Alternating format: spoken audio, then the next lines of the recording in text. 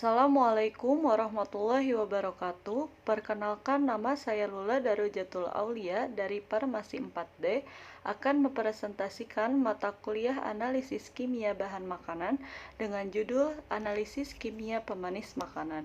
Yang pertama yaitu ada pengertian. Pemanis merupakan salah satu dari bahan tambahan pangan (BTP) yang diatur dalam Permenkes RI nomor 033 tahun 2012 yang dapat menyebabkan rasa manis pada produk pangan yang tidak atau sedikit mempunyai nilai gizi atau kalori yang hanya boleh ditambahkan ke dalam produk pangan dalam jumlah tertentu.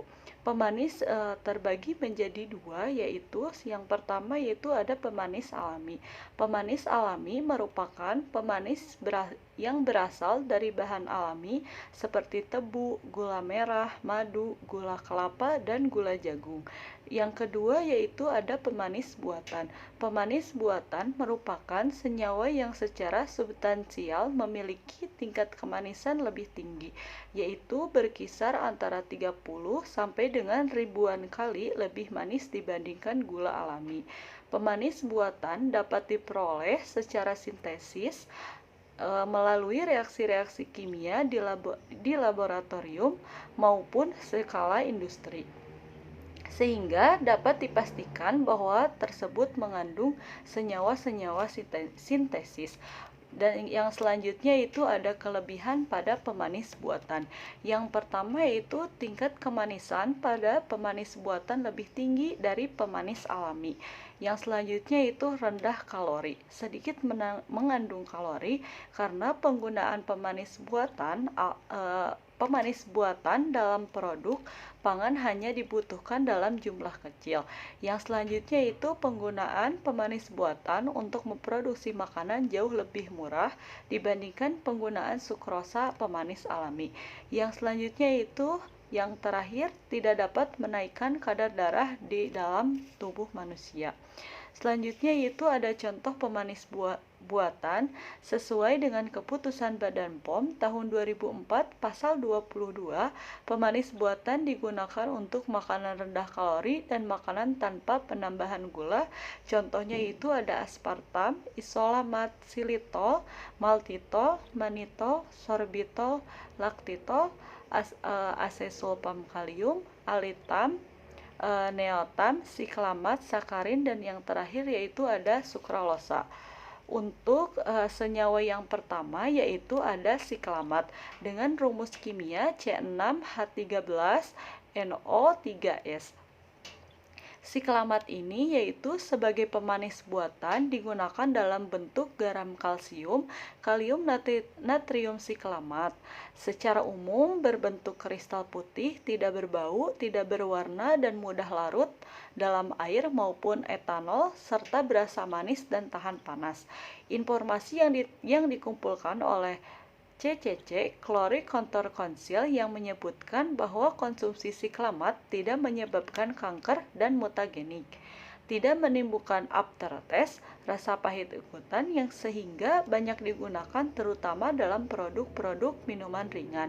Batas maksimum penggunaan siklamat menurut ADI Acceptable Dairy Intake yang dikeluarkan oleh FAO ialah 500 sampai 3000 ppm. Untuk selanjutnya yaitu ada analisis kualitatif dengan siklamat. Yang pertama yaitu preparasi sampel, selanjutnya itu 10 ml sampel ditambahkan 20 ml H2O dalam Erlenmeyer lalu disaring. Selanjutnya diasamkan dengan HCl ditambahkan 1 ml BaCl2. Selanjutnya yaitu ditambahkan 1 ml larutan NaNO2, dan yang terakhir jika muncul endapan putih maka sampel mengandung siklamat. Yang selanjutnya itu analisis kuantitatif pada siklamat. Yang pertama yaitu ada preparasi sampel, selanjutnya 10 ml sampel ditambah dengan 40 ml H2O ditambah HCl pekat dalam Erlenmeyer. Selanjutnya ditambahkan 5 tetes indikator treopilin ditambah 3 tetes metil biru. Selanjutnya yaitu dititrasi dengan baku NaNO2 0,1 m, dan yang terakhir catat volume titrasinya. Selanjutnya yaitu untuk senyawa selanjutnya yaitu ada aspartam dengan rumus kimia C14H18N2O5. Senyawa yang tidak berbau terbentuk tepung kristal berwarna putih, sedikit larut dalam air, dan berasa manis. Biasa digunakan pada aneka makanan atau minuman, bersifat stabil pada kondisi kering namun tidak tahan panas. Berbahaya bagi penderita phenylketonuria karena dapat menyebabkan resiko penurunan fungsi otak, dapat menimbulkan gangguan tidur dan migrain bagi yang sensitif.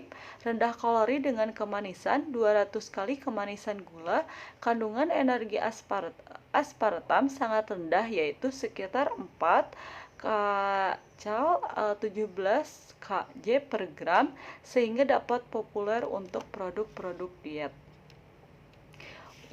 Selanjutnya yaitu analisis kualitatif pada aspartam. Yang pertama yaitu preparasi sampel Pasidium untuk penentuan aspartam silika gel 60 GF 254. Selanjutnya yaitu fase geraknya adalah sistem pengembangan N-butanol, asam asetas glasial, dan air dengan perbandingan 2:1. Selanjutnya yaitu sampel ditotolkan di silika, noda dilihat di bawah lampu UV pada panjang gelombang 256 nanometer. Dan yang terakhir, jika warna total coklat kemerahan menunjukkan adanya aspartam dengan RF 0,43. Dan untuk analisis kuantitatif pada aspartam, yang pertama itu preparasi sampel, selanjutnya komposisi fase gerak air asetonitril 80 berbanding 20, kolom C18, dimensi kolom 250 kali 4 dikali 4,6 mm. Selanjutnya yaitu laju airnya 1,0 mili per menit, detektor ultravioletnya 220 nanometer. Dan yang terakhir yaitu sampel disaring dengan filter 45 μm, kemudian diinjeksikan ke dalam KCKT. Untuk senyawa selanjutnya itu ada sukralosa dengan rumus kimia C12H19Cl3O8.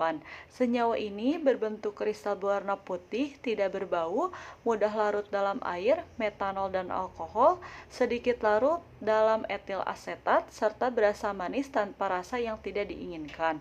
Kolorasi gula sudah banyak ditemukan efek samping seperti timbul rasa cemas, serangan panik, sakit kepala, gelisah, alergi, dan diare. Rasanya 600 kali lebih manis dan banyak terdapat di makanan dan minuman kemasan. Manisnya tetap bertahan meski dipanaskan. Yang selanjutnya yaitu sukralosa tidak digunakan sebagai sumber energi oleh tubuh karena tidak terurai sebagai halnya dengan sukrosa. Sukralosa teruji tidak menyebabkan karies gigi, perubahan genetik, cacat bawaan, dan kanker.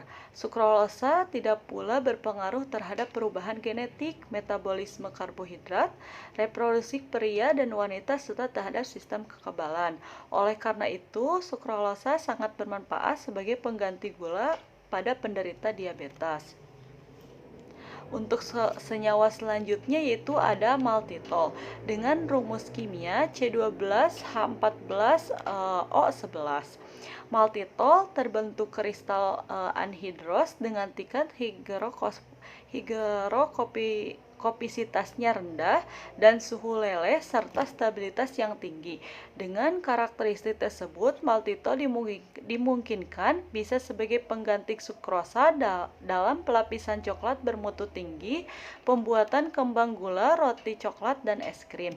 Selanjutnya yang terakhir itu maltitol berasa manis seperti gula dengan tingkat kemanisan relatif sebesar 0,9 kali tingkat kemanisan sukrosa. Nilai kalori laktitol sebesar 2,1 atau setara dengan 8,78. Untuk senyawa selanjutnya yaitu ada sorbitol dengan rumus kimia C6H14O6. Sorbitol berupa senyawa yang berbentuk granul atau kristal dan berwarna putih dengan titik leleh berkisar antara 89 derajat sampai dengan 101 derajat, higrokopis dan berasa manis. Sorbitol memiliki tingkat kemanisan relatif sama dengan 0,5 sampai dengan 0,7 kali tingkat kemanisan sukrosa dengan nilai kalori sebesar 2,6 atau dengan 10,87. Sorbitol juga termasuk dalam golongan QRAS sehingga aman dikonsumsi manusia, tidak menyebabkan karies gigi dan sangat bermanfaat sebagai pengganti gula bagi penderita diabetes dan diet rendah kalori. Meskipun demikian, USCPR memberi penegasan bahwa produk pangan yang diyakini memberikan konsumsi sorbitol lebih dari 50 gram per hari perlu mencantumkan pada label pernyataan konsumsi berlebih dapat mengakibatkan efek laksatif. Untuk senyawa selanjutnya yaitu ada sakarin dengan rumus kimia C14H8 CaN2O6S2 3H2O. Sakarin sebagai pemanis buatan biasanya dalam bentuk garam berupa kalsium, kalium, dan natrium sakarin. Secara umum, garam sakarin berbentuk kristal putih, tidak berbau atau berbau aromatik lemah, dan mudah larut dalam air serta berasa manis. Selanjutnya itu sakarin memiliki tingkat kemanisan relatif sebesar 300 sampai dengan 500 kali tingkat kemanisan sukrosa dengan tanpa nilai kalori. Kombinasi penggunaannya dengan pemanis buatan rendah kalori lainnya bersifat sinergis. Untuk selanjutnya yaitu ada analisis kualitatif pada sakarin. Yang pertama yaitu preparasi sampel. Yang selanjutnya yaitu 10 ml sampel ditambahkan 50 mg resorcinol. Yang selanjutnya yaitu H2SO4 pekat dipanaskan lalu didinginkan. Yang selanjutnya itu 10 ml H2O ditambah dengan NaOH 5M berlebih. Dan yang terakhir, jika hasilnya positif berbentuk warna hijau berfluoresensi. Dan yang terakhir yaitu ada analisis kuantitatif pada sakarin. Yang pertama yaitu preparasi sampel. Dan yang selanjutnya diambil sampel 10 ml diasamkan dengan HCl 3%. Lalu masukkan ke dalam corong pisah, kemudian diekstraksi dengan 25 ml eter, diambil lapisan ekstrak eter. Selanjutnya yaitu ditambahkan 75 ml air panas, lalu didinginkan. Dititrasi dengan NaOH 0,1 N ditambahkan indikator phenolphthalein lalu dicatat volume titrasi. Dan yang bisa saya sampaikan, mohon maaf apabila masih banyak kesalahan. Terima kasih. Wassalamualaikum warahmatullahi wabarakatuh.